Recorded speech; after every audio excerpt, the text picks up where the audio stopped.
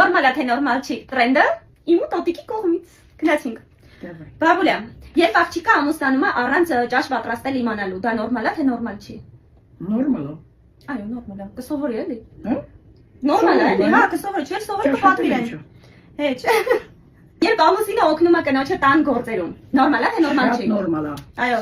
Երբ ամուսինը կնոջից քիչ գումար է աշխատում, նորմալ է թե նորմալ չի։ Նորմալ չի։ Բայց եթե ճար չկա, ինչ պիտի անենք։ Դե նայած կինը ինչքան գումար է աշխատում, եթե կինը մի 10 միլիոն է աշխատում, կարա ամուսինը մի քիչ Չաշխատի։ կինը 10 միլիոն չի աշխատում, դե ամուսինը ավելի շատ աշխատում։ Երբ կինը կամ աղջիկը արթնանում է ցերեկը ժամը 1-ին, 2-ին, նորմալ է թե նորմալ չի։ Նորմալ է։ Ինչի՞։ Ինչի՞ վերկուս քնես գործը։ Ես միշտ երկուսը գնում եմ, հետո գնում եմ գործի։ Նայած գործ։ Նայած մարդ։ Այո, նայած գործ։ Նայած գործ, նայած մարդ։ Նորմալ է, նորմալ քնեք։ Ամուսնանալ այլ ազգի ներկայացուցչի հետ, նորմալ է թե նորմալ չի։ Ես չէի ցանկանա, բայց դե կարելի է։